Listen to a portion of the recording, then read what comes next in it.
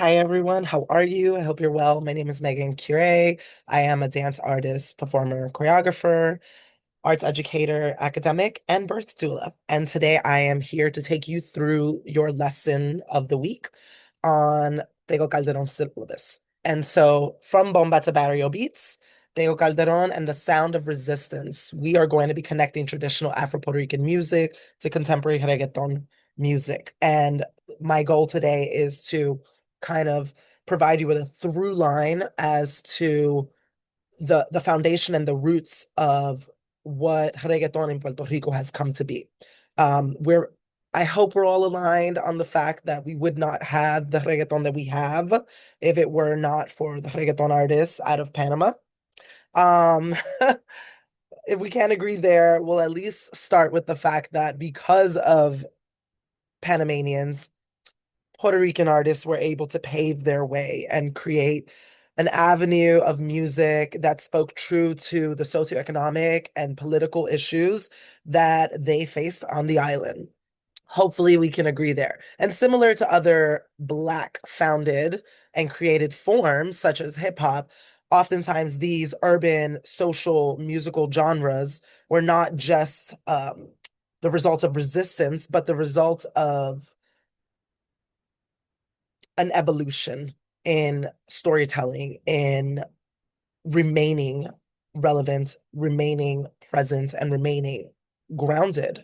And I say all of that because I am going to connect the dots to earlier musics, our own traditional style of music, song, and dance on the island, bomba, which is ironic because Tego de Loiza himself has been seen on interviews, talking and discussing how growing up in Loiza, how the blackness of Loiza, how that rhythm and that beat and that sound helped influence and pave the way for his musical career. So I'm excited to sort of draw that through line because there's a very clear one. Okay, so as we get into this course, we are going to be exploring the powerful intersections of music, identity, resistance in Puerto Rico and its diaspora through the sounds of bomba, plena, but I focus mostly on bomba and reggaeton, centering on the artistry and activism of Tego Calderon, of course, based on the readings that I will be providing for you. Now, from bomba to barrio beats, we're tracing how traditional Afro-Puerto Rican musical forms have helped shape and continue to influence contemporary urban music, serving as both a celebration of Black identity and a critique of colonial and racial hierarchies. This is going to be important in each reading that you interact with. Students will be examining bomba, a centuries-old Afro-Puerto Rican rhythm and dance form born from the island's enslaved African communities as a site of resistance, communal expression, and cultural survival. By understanding its roots in call and response, in particular for this week's lesson and today's video, improvisation and embodied storytelling, we will see how Bomba's aesthetics and politics resonate within modern genres like reggaeton. And of course, then moves to contemporary soundscapes, analyzing Tego Calderon's music, lyrics, and public persona as a case study for African diasporic pride and critique of colorism, inequality, and colonialism in Puerto Rico and within the broader Latinx world. And we're going to really dive into that in the article Black Erasure and Reggaeton that I am sharing with you. Now, through the readings, listening sessions, performance analysis, and discussion, students will explore questions such as how does music function as a form of resistance? And self-definition for Afro-Puerto Ricanos in particular. This is going to be important. I want to keep bringing it back to the importance of this specificity because as we move through this current political and socioeconomic climate, there is a modern day whitewashing taking place within Latinx music. And I say modern because we can look at history books and clearly trace whitewashing in a colonial sense, meaning we can sit down with a book And we can look at the history of bomba. We can look at how the role that the church, the Catholic Church, played in silencing and its erasure, because bomba used to play a role in slave insurrections. It is in a textbook. We can look at that. We can analyze, Chastain's writings on whitewashing throughout Latin America, South America. But what I mean in this contemporary context is, why are we not seeing enough Black faces in high places in a musical genre created and brought to the forefront by Black bodies?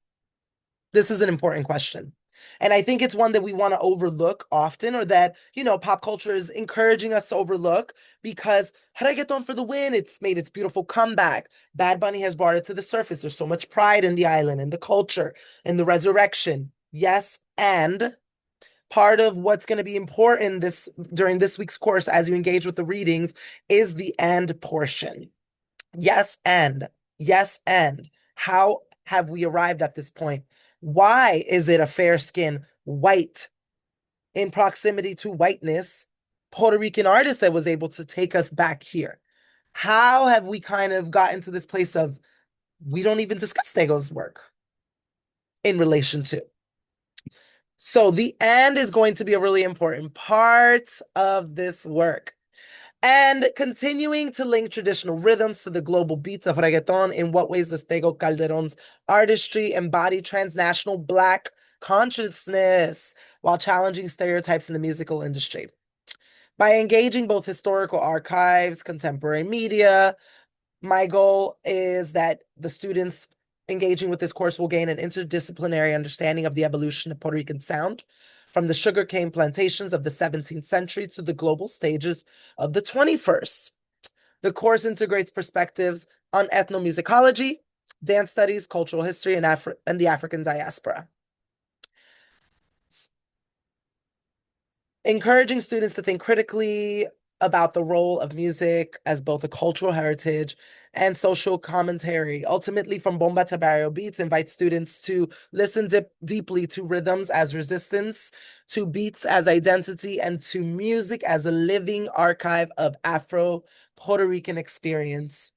Through the lens of Tego Calderon and musical traditions that inform his sounds, this course reveals how the past and present pulse together in an ongoing struggle for recognition, liberty, and joy, of course. But we cannot have the joy if we are erasing. And I bring that back. We cannot have the joy if we are playing a role in that joy's erasure. All joy has a formal foundation. Let's get to the bottom of it. Okay? All right, so let's kick it off. We're here. We are looking at, if you are with your slide deck, the goal is that the slide decks kind of give an overview of the reading and encourage you to read X amount of pages. Slide decks will also provide you with a listening activity, meaning that if we want this to become as full body as possible, you're going to be reading, listening, thinking. There is an option at the end for the final assignment for it to be either in written form or in a multimedia. I want us to get really creative with this. I am a practice-led researcher, so personally, I, as an academic, will always lead with the written example. I think text, I think reading, I think critical thinking is disappearing. So any chance I can encourage people to get pen to paper and write more than a paragraph of a rant under some influencer's page, that is my goal.